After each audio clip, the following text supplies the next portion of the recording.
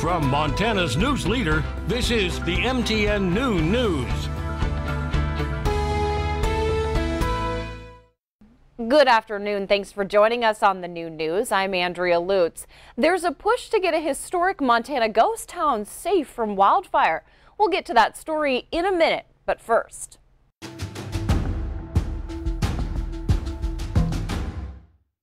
Northwestern Energy is increasing its presence in the renewable energy space. Here's today's leading look.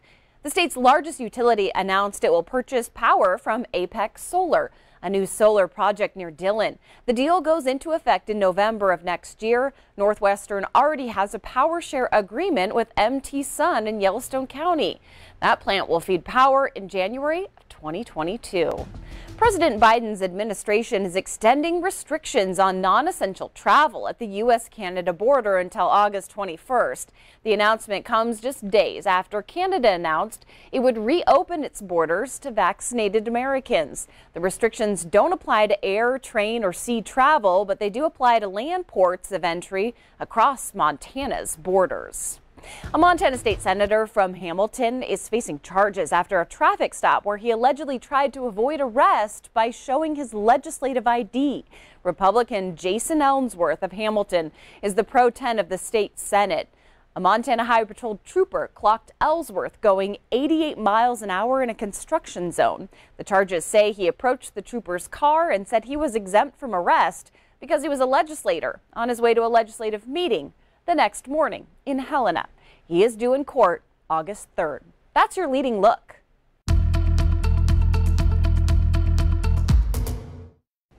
Well, the big story today is the possibility of seeing some severe weather. We'll see a marginal to slight risk, and we'll tell you all about that with the main forecast coming up. What's causing all this? Well, we do have a cold front. It's making its way through the region right now. You can see those lightning bolts out ahead of it. We've already seen some stronger weather in Petroleum County over to Garfield County. But enjoy the rain if you get the rain while it lasts, because you'll notice we have dry air, high pressure on the back end of that. So today is probably going to be the last day we see some rain for a while. Speaking of it getting dry, we do have a fire weather warning in effect for portions of northwest Montana from Kalispell to Great Falls to Havre. Very, very dry, and then that's going to extend to the central part and eastern part of the state. Tomorrow, we'll have a complete look at your forecast straight ahead.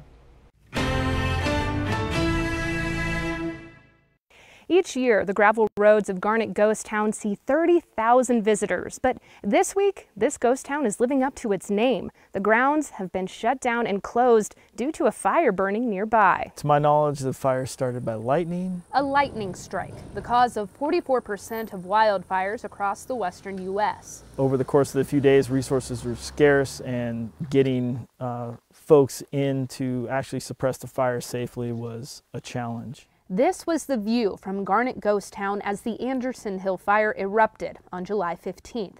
An eerie reminder of a similar scenario 2 decades ago. Yeah, in 2000 during the Ryan Gulch fire, I was here too, and so yeah, it was really worrisome. Initially reported as 10 acres, the Anderson Hill fire has grown to 800, burning only 1 mile southeast of Montana's most intact ghost town. A real-life storybook of Montana's mining history, Garnet hasn't been called home by anyone since the 1940s, but the structures bring people from all over the world together.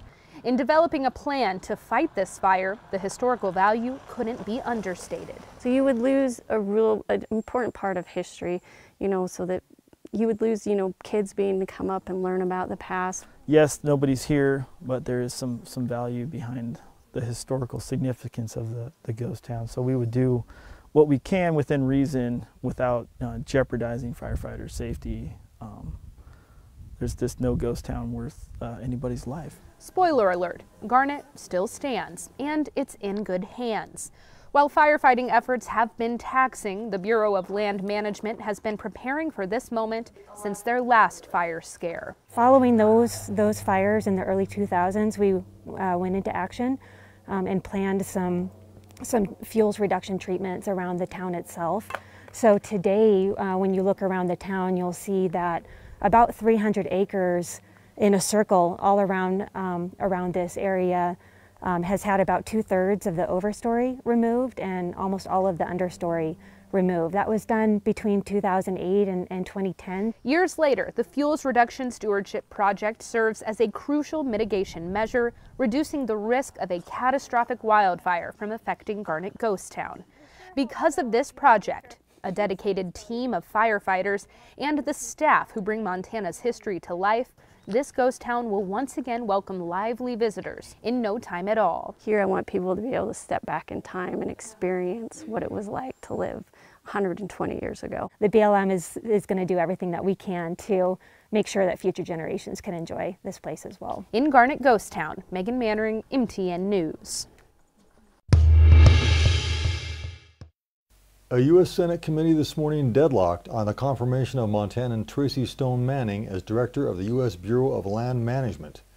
The 10-10 vote came after more than an hour of highly contentious debate, with Republicans opposing her nomination. But the nomination still advances to the Senate floor. Montana Republican Senator Steve Daines, who's a member of the committee, has led the opposition to Stone Manning's nomination. Today, he said she obstructed a federal investigation into a 1989 tree spiking incident in an Idaho forest and lied about her involvement. He said she was very much involved, even though she said she only sent a letter to the Forest Service warning it about the spiked trees. Democratic Committee Chairman Joe Manchin of West Virginia defended Stone Manning, noting that she was never charged in the incident and testified against the spikers who were convicted.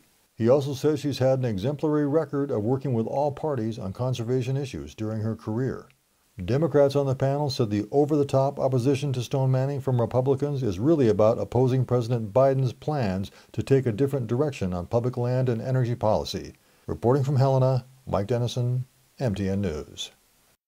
Up next, Miller Robson is in with a look at that statewide weather forecast. Plus, it is back this year, the event at Rebecca Farms in the Flathead Valley.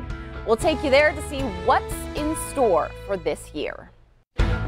The MTN Noon News continues right after this.